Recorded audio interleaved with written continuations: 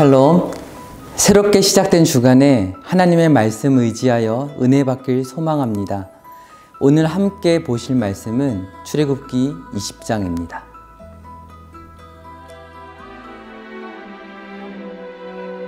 이스라엘 자손이 애굽 땅을 떠난 지 3개월이 되던 날, 그들이 시내 광야에 이르니라. 그들이 르비딤을 떠나 시내 광야에 이르러 그 광야에 장막을 치되 이스라엘이 거기 산 앞에 장막을 치니라.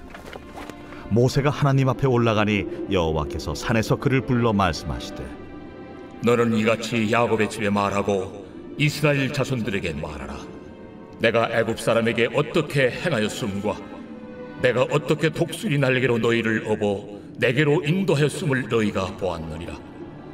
세계가 다 내게 속하였나니 너희가 내 말을 잘 듣고 내 언약을 지키면 너희는 모든 민족 중에서 내 소유가 되겠고 너희가 내게 대하여 제사장 나라가 되며 거룩한 백성이 되리라.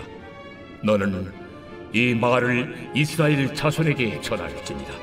모세가 내려와서 백성의 장로들을 불러 여호와께서 자기에게 명령하신 그 모든 말씀을 그들 앞에 진술하니 백성이 일제히 응답하여 이르되, 여호와께서 명령하신 대로 우리가 다 행하리이다. 모세가 백성의 말을 여호와께 전하매 여호와께서 모세에게 이르시되, 내가 빽빽한 구름 가운데서 네게 임함은 내가 너와 말하는 것을 백성들이 듣게 하며 또한 너를 영영히 믿게 하려 함이니라. 모세가 백성의 말을 여호와께 아뢰었으므로 여호와께서 모세에게 이르시되, 너는 백성에게로 와서 오늘과 내일 그들을 성결하게 하며 그들에게 옷을 빨게 하고 준비하게 하여 셋째 날을 기다리게 하라. 이는 셋째 날에 나 여호와가 온 백성의 목전에서 시내산에 강림할 것임이니 너는 백성을 위하여 주위의 경계를 정하고 이르기를, 너희는 삼가 산에 오르거나 그 경계를 침범하지 말지니 산을 침범하는 자는 반드시 죽임을 당할 것이라. 그런 자에게는 손을 대지 말고 돌로 쳐 죽이거나 화살로 쏘아 죽여야 하리니 짐승이나 사람을 막론하고 살아남지 못하리라 하고 나팔을 길게 불거든 산 앞에 이를 것이니라 하라. 모세가 산에서 내려와 백성에게 이르러 백성을 성결하게 하니 그들이 자기 옷을 빨더라. 모세가 백성에게 이르되, 준비하여 셋째 날을 기다리고 여인을 가까이 하지 말라. 셋째 날 아침에 우레와 번개와 빽빽한 구름이 산 위에 있고 나팔 소리가 매우 크게 들리니 진중에 있는 모든 백성이 다 떨더라. 모세가 하나님을 맞으려고 백성을 거느리고 진에서 나오매 그들이 산기슭에 서 있는데 시내산에 연기가 자욱하니 여호와께서 불 가운데서 거기 강림하심이라. 그 연기가 옹기가마 연기같이 떠오르고 온 산이 크게 진동하며 나팔 소리가 점점 커질 때에 모세가 말한즉 하나님이 음성으로 대답하시더라. 여호와께서 시내산 곧 그 산 꼭대기에 강림하시고 모세를 그리로 부르시니 모세가 올라가매 여호와께서 모세에게 이르시되, 내려가서 백성을 경고하라. 백성이 밀고 들어와 나 여호와에게로 와서 보려고 하다가 많이 죽을까 하노라.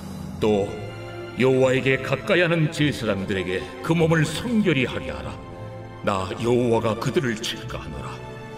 모세가 여호와께 아뢰되, 주께서 우리에게 명령하여 이르시기를 산 주위에 경계를 세워 산을 거룩하게 하라 하셨사온즉 백성이 시내산에 오르지 못하리이다. 여호와께서 그에게 이르시되, 가라. 너는 내려가서 아론과 함께 올라오고 제사장들과 백성에게는 경계를 넘어 나 여호와에게로 올라오지 못하게 하라. 내가 그들을 칠까 하노라.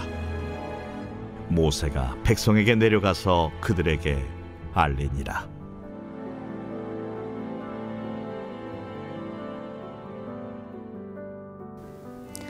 오늘 본문에서 이스라엘 백성들은 성경의 역사 중에서 손에 꼽을 만큼 중요한 3일간의 여정을 보내게 됩니다. 그것은 바로 하나님께서 아브라함에게 약속하셨던 당신의 나라를 이루시기 위하여 마침내 이스라엘 앞에 강림하신 사건입니다. 1절에서 2절을 보면 이스라엘은 시내 광야에 이르러 장막을 칩니다. 이곳은 시내산 정상이 보이는 산기슭의 평지였는데요. 이로써 모세는 지난날 떨기나무 앞에서 하나님께 사명을 받았던 바로 그곳에 다시 서게 되었습니다. 지난날 살인자요 도망자였던 모세에게 하나님은 백성을 구출하는 사명을 주셨습니다. 모세는 도무지 자신이 감당할 수 없는 일이라고 생각했지만 오히려 하나님은 모세를 통해 당신의 영광을 드러내셨습니다. 하나님은 언제나 이렇게 일하십니다. 아무 자격 없어 보였던 이방인 아브라함을 택하셔서 그 후손으로 하여금 모든 민족의 축복의 통로가 될 것이라 약속하셨습니다. 그리고 그 약속을 기억하시고 이스라엘 백성들을 구원하여 주시는 것입니다. 이 일을 통해 하나님은 모세에게 중요한 것은 자격이 아니라 믿음이라는 것을 배우게 하신 것입니다. 이제 하나님께서는 제대로 된 언약식이 있기 전에 두 가지 중요한 내용을 말씀하시는데요. 3절에서 15절을 보면 모세가 하나님께 들은 바를 백성에게 전하고 백성은 화답하는 이야기가 두 번 나옵니다. 먼저 3절에서 6절을 보면 모세가 산으로 올라가 하나님의 말씀을 받습니다. 3절을 보면 너는 이같이 말하라. 내가 어떻게 인도하였는지 너희가 보았느니라. 세계가 다 내게 속하였나니 너희는 내 소유 제사장 거룩한 백성이 되어라. 단 나와 한 약속을 잘 지켜야 한다. 언뜻 에덴에서의 아담을 떠올리게 만드는 대목입니다. 하나님과의 약속을 잘 지키는 것. 아담도 실패한 것인데 과연 이것이 가능한 약속일까요? 왜 하나님은 이런 불가능한 약속을 주시는 걸까요? 그러나 여기서 중요한 것은 이 약속을 주시는 하나님의 마음입니다. 좀 더 살펴보겠습니다. 7절에서 8절에서는 백성들이 이 말씀에 순종하겠다고 화답합니다. 그리고 9절에서 13절에서 또 다시 모세가 산으로 올라갑니다. 이때 하나님은 백성들에게 하나님이 빽빽한 구름 속에서 강림하시는 것을 보이십니다.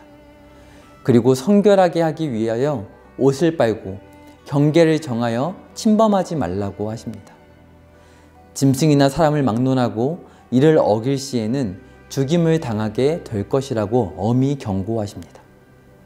이러한 하나님의 말씀이 너무 심하신 것 아닌가 생각이 들 수 있지만요. 이는 본질상 하나님과 우리는 절대로 하나가 될 수 없다는 것, 즉 거룩함에 대하여 가르쳐주고 계신 것입니다. 이에 14절에서 15절에서 보면 모세는 백성들에게 전하여 그대로 이행합니다. 그렇게 하여 오늘과 내일, 이제 이틀 동안만 거룩하게 하면 드디어 셋째 날에는 언약식을 통해 하나님의 백성이 될 수 있습니다. 하나님은 야곱의 하나님이 되어주실 것이며 야곱의 자손, 이스라엘 백성들은 하나님의 백성이 될 것입니다. 떨리는 마음으로 드디어 셋째 날 아침이 밝았습니다. 그런데 이 언약을 맺어도 정말 괜찮을까 싶을 정도로 무시무시한 광경이 백성들 앞에 펼쳐집니다. 빽빽한 구름과 함께 우레와 번개, 그리고 하늘에서 울려 퍼지는 나팔 소리가 온 땅에 진동했습니다. 불과 연기가 가득해서 그 광경이 마치 도자기 굽는 뜨거운 온기가마 같았습니다. 마침내 20절을 보니 바로 그곳에 여호와께서 강림하셨습니다. 오늘 우리는 이 무시무시한 광경 속에서 하나님이 어떤 일을 행하고 계신지 볼 수 있어야 합니다. 구약은 옛 언약으로서 오실 구원자에 대하여 약속하시는 말씀입니다. 죄는 사람이 지었는데 하나님이 이런 구원의 약속을 주실 이유가 있으셨을까요? 자녀를 이기는 부모가 없다는 말이 있습니다. 버르장머리 없게 키우려는 것이 아니라 못 이기는 척 들어줄 만큼 자녀를 사랑하는 부모의 마음을 표현하는 말입니다. 하나님도 마찬가지셨습니다. 비록 사람이 범죄하였지만 하나님의 형상으로 창조하셨기에 그 애끓는 사랑 때문에 결코 포기할 수 없으셨던 것입니다. 그래서 오실 메시아 구원자에 대하여 약속을 주신 것이죠. 그런데 오늘 시내산에서 강림하시는 하나님의 모습은 왜 이렇게 무서운 것일까요? 하나님은 거룩하시기 때문입니다. 혹자는 신약의 예수님과는 너무 다르다며 구약을 기독교가 아니라고 말하기도 합니다.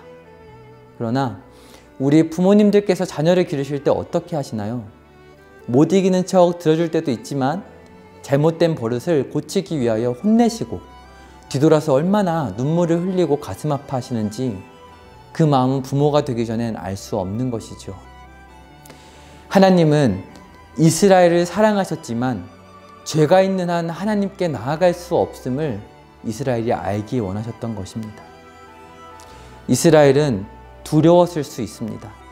그러나 그들에게 이러한 하나님과의 만남은 놀라운 축복이었습니다. 이제 그들은 십계명과 제사제도를 통해서 원래 창조된 사람이 거룩하신 하나님의 형상으로서 얼마나 아름다운 존재였는지, 그러나 지금은 얼마나 그 모습과 동떨어져 있는지 비로소 깨닫게 될 것이기 때문입니다. 오늘 우리는 구약이 아닌 신약의 복음을 받은 성도들입니다.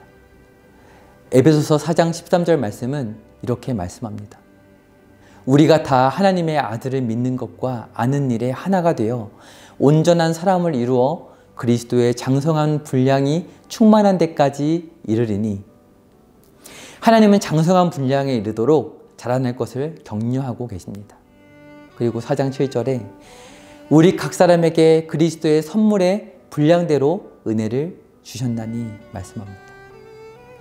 하나님은 그리스도의 선물의 분량대로, 곧 그리스도로 말미암아 주어지는 은혜의 분량만큼 우리 각 사람에게 은혜를 나누어 주셨습니다. 하나님의 아들이 이 땅에 오시기까지 낮아지셨고 저와 여러분을 위하여 목숨값을 바치셔서 영생을 허락해 주셨습니다. 이 차고 넘치는 분량의 은혜를 힘입어서 이 한없는 사랑과 능력을 의지하고 기도하며 살아가시는 오늘 저와 성도님들 되시기를 간절히 소망합니다. 아멘.